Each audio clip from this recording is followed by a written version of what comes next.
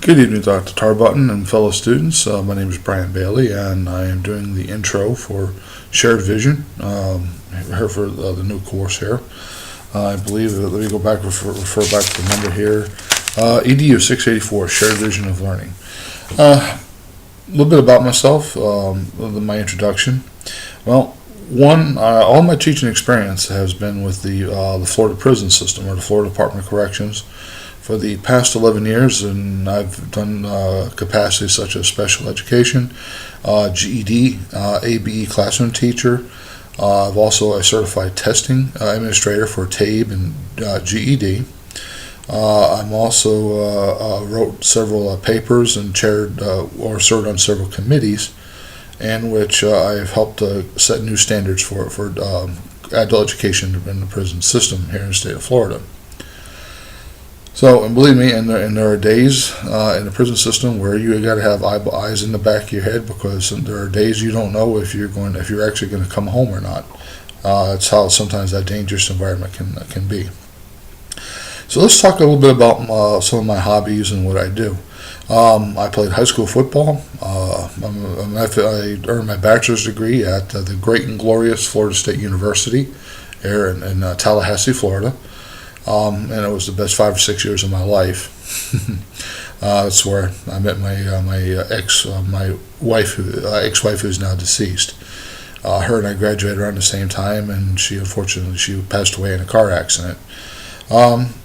So some of the hobbies that I do, besides reading up on any new education articles for adult education, new teaching strategies, methods.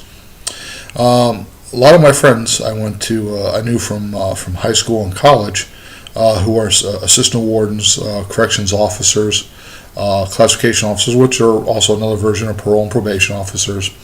One of my friends is a dentist for the Department of Corrections, and these folks are closer to me than my own family, who resides on the East Coast of the state of Florida, down towards West Palm.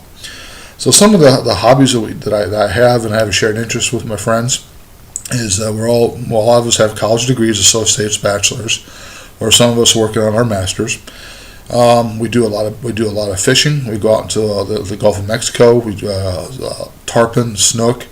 We do a lot of wild hog hunting, where basically we just dress up in camouflage and carry high-powered rifles and go hunting and shooting wild pigs. It's an acquired sport.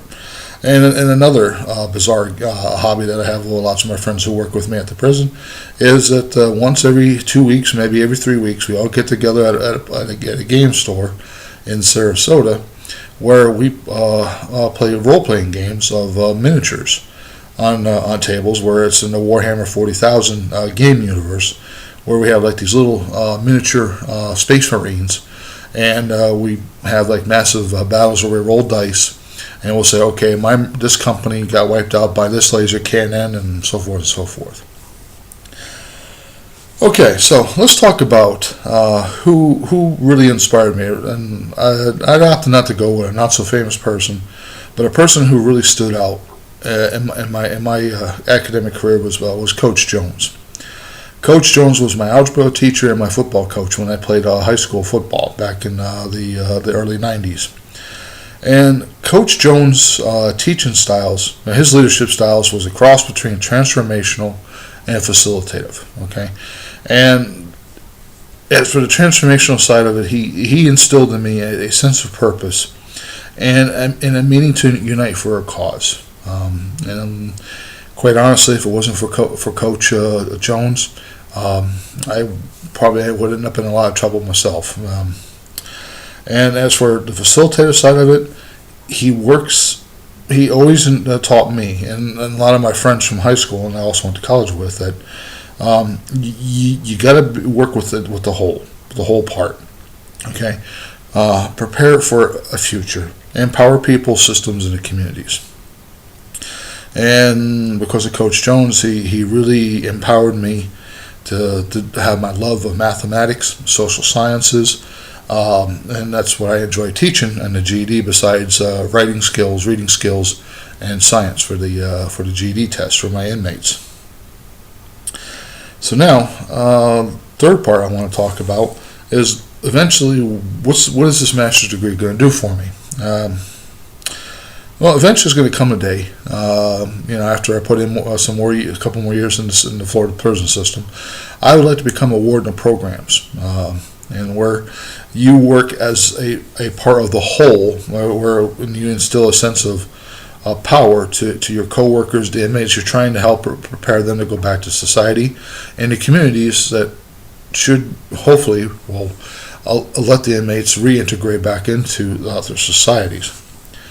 Otherwise, if I can't make the director of programs, a warden of programs, I wouldn't mind becoming a director of programs, which is a regional, and Florida's prison system is divided into 3 regions, which is pretty much from Jacksonville all the way to the Panhandle, and then from St. Augustine south to right around Orlando, a little bit south of that, is the second region, and the third region is basically everything all the way down to Miami. And that's how Florida's prison system is divided up into that. And I would not mind being a regional programs manager. And of course, when you get a master's degree here in the state of Florida, it means as a state employee you're due for a big pay raise, which always helps. So now the fourth question is, have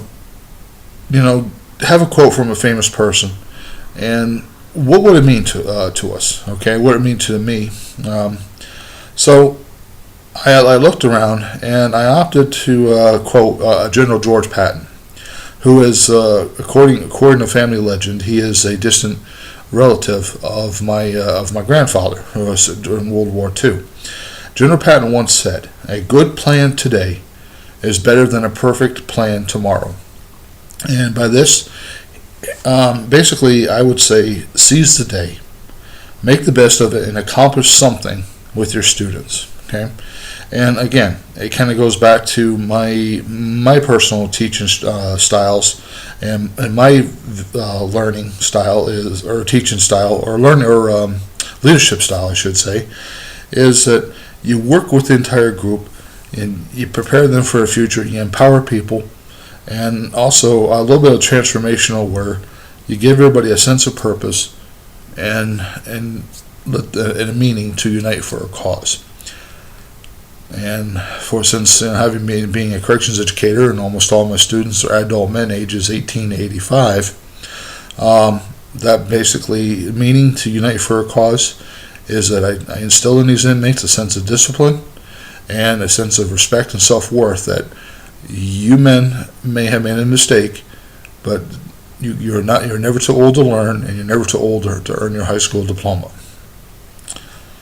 So that is the end of my presentation. I thank you, and if you have any comments, please post, and I'll be more than glad to get back to you. Thank you for your time.